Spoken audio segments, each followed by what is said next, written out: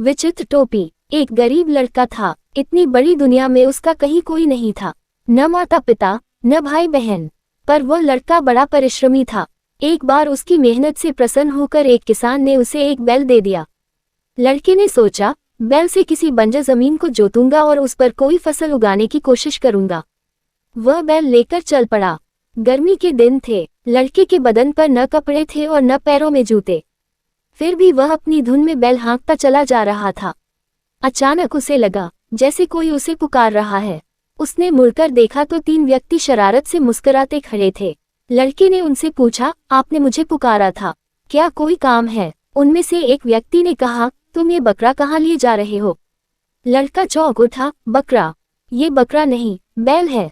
वह व्यक्ति ठठाकर हंस पड़ा और अपने साथियों से बोला, देखा इस पागल को, ये बकरे को बैल बता रहा है, जरूर इसने कोई नशा कर रखा है। उसकी बात सुनकर दूसरे व्यक्ति ने कहा, और बकरा भी कैसा, बिल्कुल मरील, कोई कौड़ी को भी न पूछे।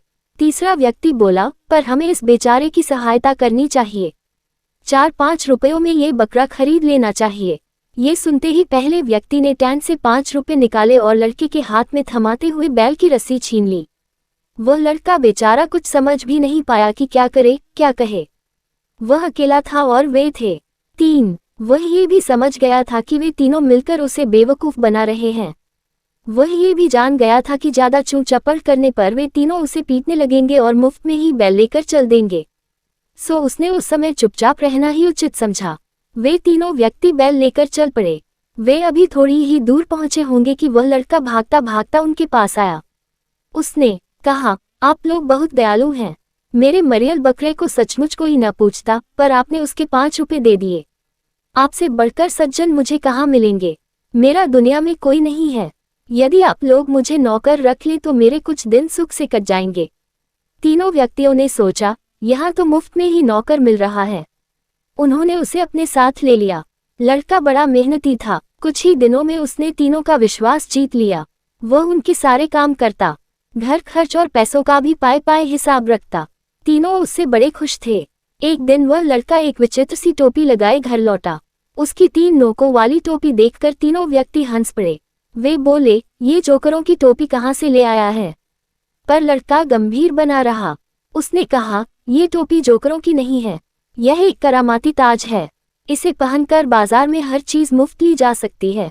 इसी के कारण तो मैं आपसे अपने खर्च के लिए कुछ लेता नहीं। तीनों व्यक्तियों को उसकी बात पर विश्वास नहीं हुआ है। ये देखकर लड़के ने कहा, आपको मेरी बात पर विश्वास नहीं हो रहा है? कल बाजार में चलिएगा और इस ताज की करामात स्वयं देखिएगा। तीनों व्यक्तियों ने हामी भर दी और अपने काम धंधे पर निकल गए।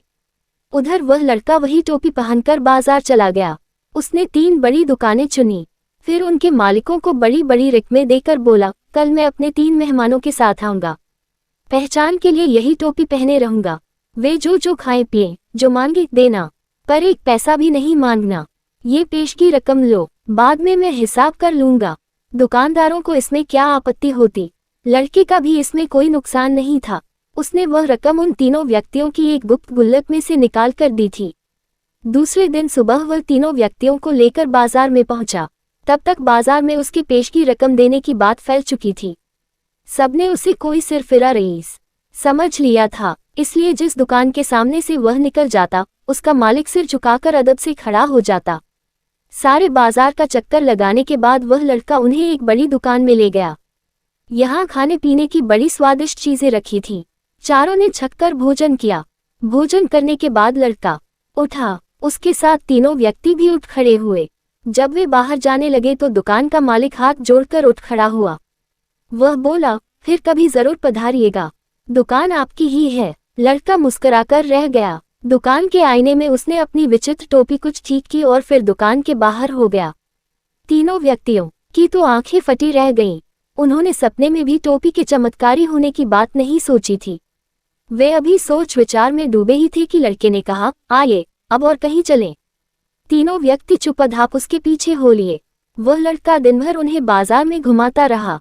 दोपहर में वह उन्हें एक और होटल में खाना खिलाने ले गया। शाम को भी उसने उनकी इसी तरह खातिरदारी की।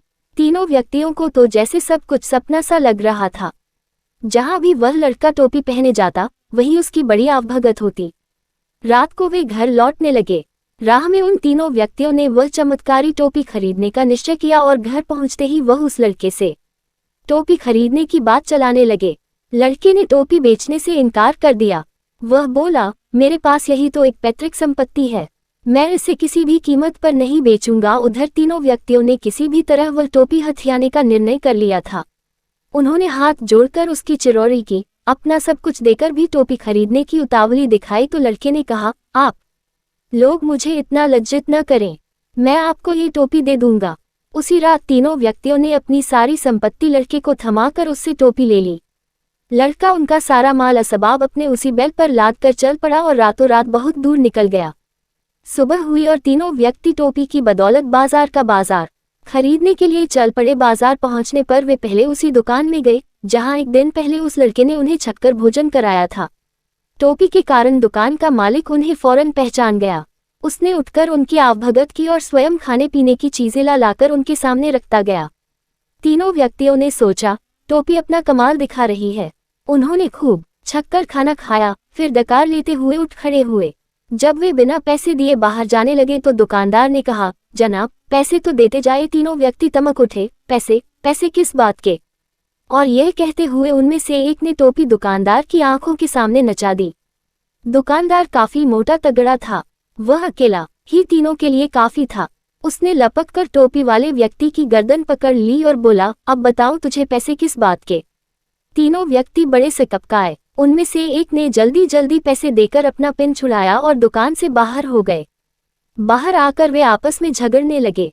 टोपी पर उन्हें अभी भी विश्वास था। दो व्यक्तियों ने अपने तीसरे साथी से कहा, तुमने टोपी हाथ में ले रखी थी, इसी कारण उसका असर नहीं हुआ, तुम इसे सिर पर पहनो। तीसरे व्यक्ति को इस बात में सच्चाई लगी। उसने टोपी सिर पर रख ली। उसे बड़ी शर्म मालूम पड़ रही थी, पर क्या करता। अब वे तीनों फिर एक दुकान में गए। वहां भी उन्होंने मनचाही चीजें खरीदी। जब वे उनकी गठरी बांधकर चलने लगे तो दुकानदार ने उनसे चीजों के दाम मांगे। तीनों व्यक्तियों को कुछ सूझ न पड़ा। घबराहट में टोपी पहना व्यक्ति दुकानदार के सामने आकर अपना सिर हिलाने लगा ताकि दुकानदार टोपी से प्रभावित हो जाए, पर इसका उल्टा असर हुआ। दुकानदार ने उसे जो थप्पड़ मारा तो टोपी उड़कर भट्ठी में जा गिरी और क्षणभर में जलकर राख हो गई। टोपी को इस तरह भस्म होते देखकर तीनों व्यक्ति चीख चीख कर विलाप करने लगे। अब तो उस दुकान के सामने भीड़ इकट्ठी हो गई। जब तीनों व्यक्तियों ने रोते रोते करामाती टोपी के गुण बतलाए तो लोगों का हंसते हंसते बुरा हाल हो गया। दुकानदारों ने उन्हें असली बात बतलाई। अब तो उन तीनों व्यक्तियों के होश फाख्ता हो गए। वे समझ गए कि उस लड़के ने उन्हें बेवकूफ बनाकर अपना बदला ले लिया है। उस दिन से उन्होंने किसी को धोखा न देने की कसम खा ली।